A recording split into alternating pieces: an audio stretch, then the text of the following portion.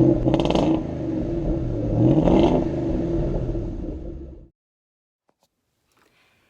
guys, it's Jen with Shop Girl Garage. I wanted to make a video, want to keep it quick, but it's probably going to be a little long, about buying a used vehicle and ways to avoid being scammed when buying said used vehicle. If many of you noticed a few days ago, about 10 days ago, my baby girl, Faith, she runs our Instagram, hi Faith, turned 16. Her father and I had planned for quite some time to purchase her a vehicle for her sweet 16, and it's something we wanted to do for her. She works hard, she's a great kid, straight A student, love her to pieces. The vehicle that she wanted was a Ford Mustang. Her dad has several Mustangs, they go to Mustang events together. This is her dream vehicle, but unfortunately within our budget, there was not a Mustang that we could find that would have been worthy. A lot of them had been kind of run on the ground, used and abused, ran hard. So we decided to expand our search into other vehicles, and I had come across a 2005 Jeep Grand Cherokee Laredo on Facebook Marketplace. Outward appearances, this vehicle fit the bill. It had the look that I knew she would appreciate. It had the mud terrains, the trail package. It just looked badass. And I have badass trucks in my driveway that are mine, and we're badass. So great. This is going to work for her. She's going to love it. So we go and we schedule a time to meet up with the seller that evening. And we had looked at multiple vehicles that day. And we were kind of in a time crunch. We needed to get this done as her birthday was fast approaching. Our biggest mistake that we made was by the time we made it across town, it was dark. And that was our first mistake. Don't ever buy a vehicle in the dark. Second, it started pouring rain. Not a sprinkle, not a drizzle. It was pouring rain. Don't buy a vehicle in the rain. Just don't do it. It's not a good idea. But we pulled up to view the vehicle, and walking around the vehicle, it looked okay. We get in the vehicle with the seller for our test drive. It has a few little cosmetic issues with the door handles or things like that, and no problem, I can fix that. Vehicle's running like a champion. It's driving great. It's shifting well. There's no warning lights in the dash. I know that can be cleared with a code scanner. It can be cleared by removing the battery cable. There's several ways of deception in there, but there were no other outward signs that there were any issues with this vehicle. I walked around the vehicle. I did kind of start to lean down to get under it because I always get under a vehicle. Every time, I always do. I check for oil leaks. I check for transmission leaks. I check the differential. I check underneath the vehicle, inspect the frame, look for rust. And it was pouring so bad that water was pooling on the ground. And as I kind of mentioned, a little bit of rust that I could see at the rear of the vehicle, the seller kind of diverted my attention to something else, and I ended up not getting under the vehicle. That was the third mistake I made. Dark, rain, not getting under the vehicle. We ended up settling on a price, and we purchased the vehicle. The seller guaranteed that it would pass the emissions testing. The next morning, her father came here, and we took the vehicle to go get it registered, which required the emissions testing, and I expected us to just be in and out. I had no warning lights, and by this time, I should have a warning light if there was going to be one because of the drive cycle. The mileage that we drove the vehicle back home, and then the distance to the testing center should have already thrown a code, if there was one. I had nothing. But we failed the test with multiple faults. I brought the vehicle back home, and my first thought was this con artist of a salesperson has tampered with this instrument cluster. He has done something to this instrument cluster. So I go to the local salvage yard, and I pull a cluster out of another 2005 Grand Cherokee. Come home, I remove the bezel. I notice the 4 screws that hold the cluster to the dash are missing. So it's obviously been out before. I undo the harnesses, pull it out, and there are mounting tabs around the plastic that are all broken. So it's clearly been opened up before.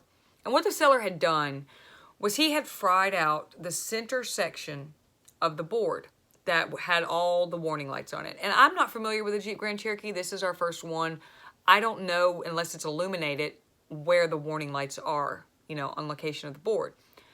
They're all in the middle section. Learn that. I popped the cluster in there, my new one, It lit up like a Christmas tree. We had a fault for transmission overheating. We had a light for the check engine light, clearly. We had an airbag warning and something else. And I ran my code scanner on it, and we got the transmission overheating fault. We got catalytic converter, O2 sensors, EGR, and another sensor. And now I'm upset because here I've just spent a lot of money on a vehicle and I have all these problems that I'm going to have to fix. Luckily, I'm knowledgeable enough to fix them, but who wants to do that when you just bought your kid a car for their birthday? Who wants to say, here's your birthday present, it's broken, mom has to fix it. So next step was I put the vehicle up on ramps and I got underneath it, and the deception continued. This seller had sprayed a rubberized undercoating all over the frame and surrounding areas. This is a unibody frame. As I began to scrape off the this coating, the rust began to reveal itself. And it seems to be so far that the majority of the bad rust is confined to the pinch weld rockers, which sucks, but it's replaceable. It's fixable. I can weld a couple new ones in. But the rust is so bad there that I can actually stick my hand through it underneath that coating. But clearly it was put on to deceive. And I won't know if there are any further structural issues unless I put this vehicle up on a lift and scrape off all of this rubberized coating on this frame. So now I'm really upset because, mechanical issues aside, this is a structural issue. This is a safety issue of a vehicle that I'm putting my 16-year-old child into. My baby girl. My pride and joy, my love. It's my baby. So I messaged the seller, and I'm hoping, this guy's a car flipper. He happens to know of me through another place I do business with. And he is a customer at a place I have a contract with.